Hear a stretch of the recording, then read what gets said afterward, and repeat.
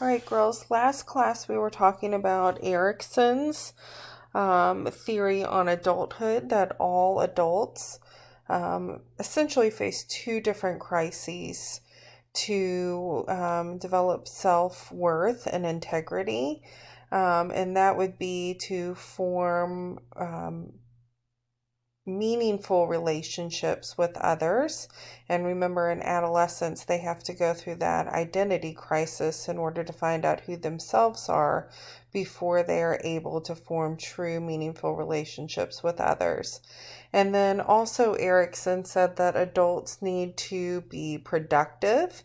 And that doesn't mean just with a career. They need to form hobbies, perform civic duties, and most importantly, raise healthy, happy, productive children who that they feel like they can be friends with when they get older. So, a psychologist by the name of Daniel Levinson developed a theory on the stages and crisis of adulthood, just kind of piggybacking off of what Erickson said. So, he really took the decades of adulthood and broke it up into different crises and situations. And he even focused on the physical health of each stage of adulthood. So here are Daniel Levinson's stages of adulthood. In your 20s, girls, he said that the main thing that a person should do is find a mentor. This is when we're going to get our first real job. And also he highlighted that this is when we see those jailbreak marriages starting to fall apart. Remember, if people haven't developed that sense of identity for themselves, they're not going to be able to form true, long-lasting relationships. So in your 20s, we're going to see the highest of all divorce rates. And also, girls, this is when the highest risk of schizophrenia appears. In your 30s, this is your settling down period. We often see people going back to school because this is the age range where people tend to change careers. It is not uncommon for people to change careers up on to an average of 5 times. And that just doesn't mean like changing jobs, doing the same job at different companies. This is changing the course of your career, of your life at work. In your 40s, people tend to find out what they truly enjoy and what they want to do. They get serious about climbing those career ladders and social ladders. And this is when we see people starting to become involved in civic organizations, being really productive, like Erickson said. But then in the 50s, and I'm hoping that you saw this with your interviews that you did with different ages of people. This is when people actually start to rethink that social and career climbing. This is when people are now considered middle-aged and they kind of want to start slowing down. We often see chronic diseases appear in the 50s, cancer, heart disease. This is when people tend to start dealing with aging parents. They are becoming empty nesters. And this is when we see people want to reconnect with their children as friends. Empty nesters, girls, is very different for parents. A lot of people think that when parents become empty nesters and their children go off to college, that it's a sad period. Actually, girls, parents report the highest level of happiness when their children leave the home. And if parents are not happy during this period, they usually do not have a secure attachment with their children. So think about it. They might be sad for a day or two, but once you go off to college, they don't have to pay for you anymore.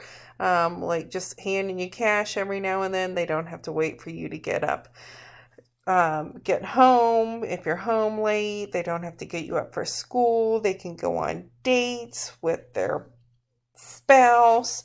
So really, girls, once children go off to college, this is when people report the highest level of happiness in their home life. In your 60s, most people are still working.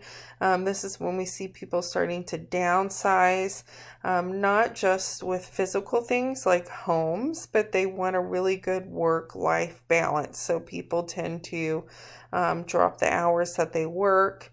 And you'll see the beginning of people retiring en masse from the workforce. And sometimes we can see critical shortages in certain fields where people entered certain fields in masses at the same time, like education, healthcare, all that good stuff.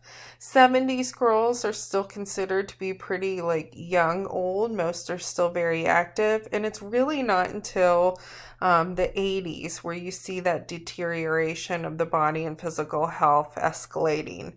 In your 80s, there are few people without any health challenges. That brings us to the stages of senescence. Senescence is just a really nice fancy way to say the stages of death and dying. The actual study of death and dying is called thanatology. 40% of the elderly, so we're talking about 80 and above, do have some chronic disease, whether it's heart disease, diabetes, arthritis, and one of the major disorders that we see with the elderly, specifically in the United States, because the model of aging in the United States is very different than other cultures. We are one of the only countries that has a mass grouping for nursing homes. Most other countries and cultures will keep their elderly at home with them and take care of them in the home. But this has led to a serious rise of depression among the elderly in the United States. So it's not uncommon to see people 80 and above with some sort of depression, obviously because of the loss of a spouse, loved ones, friends. Oftentimes people start losing their identity, their independence. They have to go into assisted living homes or nursing homes, and this can lead to mental health disorders. So I did want to go over the stages of dealing with death and dying. The two psychologists who studied the grieving process, and this goes along with family members of those going through senescence, but also people going through senescence themselves. The stages of death and dying are denial, anger, bargaining, depression, and acceptance. And I don't want to end the semester with that sad note, so I did find a funny little video for you to watch, and I'll play that for you now.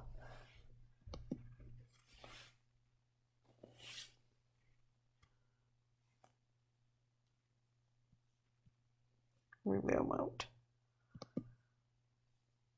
Well, I won't. You're going to watch. I'll share it, and then you can watch it. So watch the video after this.